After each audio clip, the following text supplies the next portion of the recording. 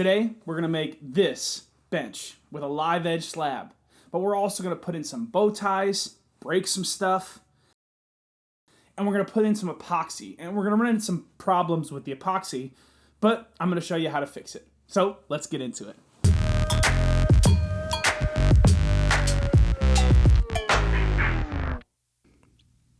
We're going to start off by flattening the slab. Now, I already showed you how to do this in a previous video, so if you want to check that out, I'll leave a link up in the corner and in the description.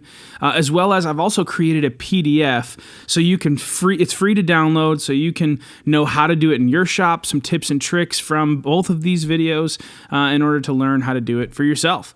So go ahead and check that out on my website. Again, it's free to download, so check it out. Okay, so our slab is flattened, but I don't want the black epoxy to seep into the surrounding grain. This is red oak, and red oak is notoriously porous. So I just know that if it's gonna happen, it's gonna happen to me. So I used some tuck tape. Well, this is Menard's brand, because that's what I've got near me. It's just house wrap sealing tape or seam tape.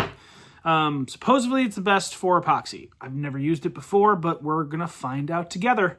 I'm going to put a caulk dam around the crack and around the knot hole. And first we're going to paint a clear epoxy on the surrounding wood. That just prevents the stain. It seals off kind of the edges, so then that way we don't have anything bleeding through. Then we are going to pour the black epoxy after 24 hours of that clear coat fully curing. Then bow ties.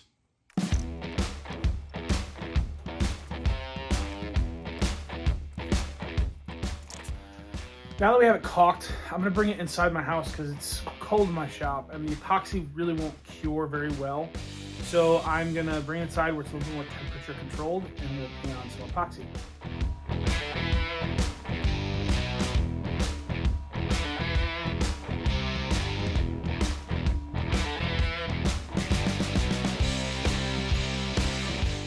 So I got it painted in there. Using an acid wash brush, terrible idea.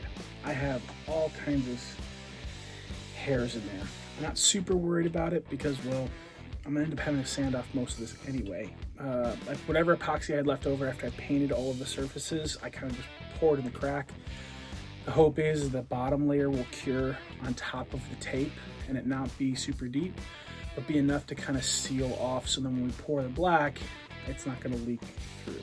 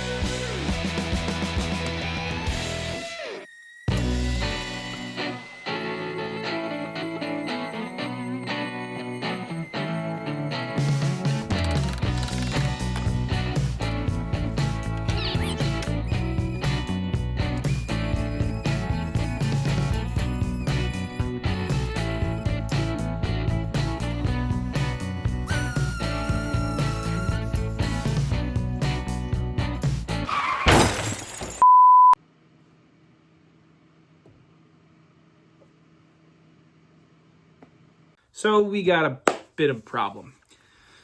Last night I put some finish on it, and remember when we were hammering in the bow tie and it busted out some of that epoxy right here?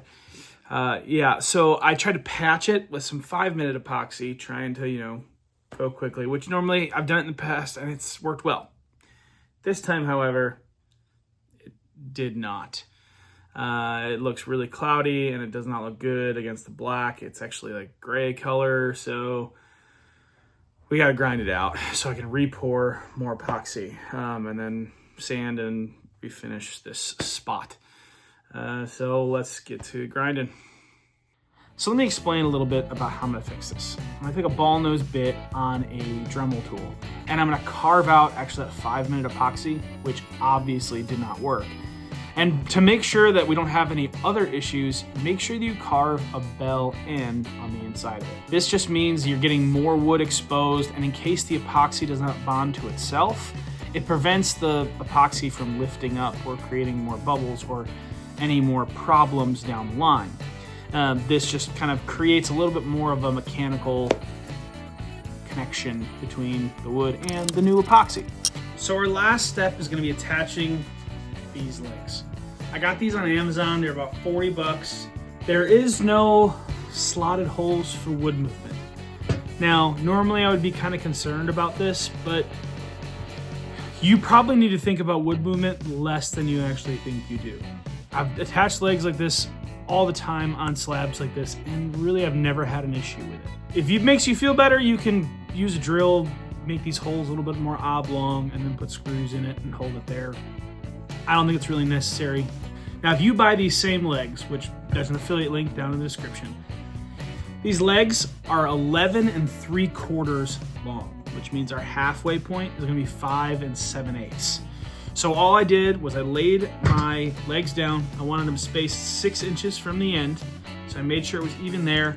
And then I just measured the width of the slab on that end, and I placed it directly in the middle of the slab.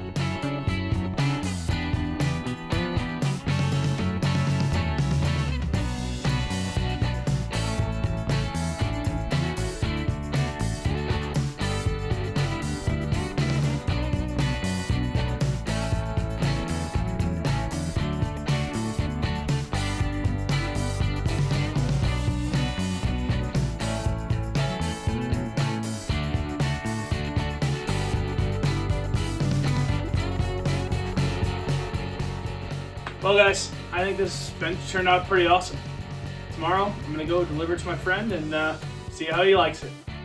If you like this video, please like and subscribe. And if you thought you liked this project or something you would change about it, please comment down below. And we'll see you guys on the next one.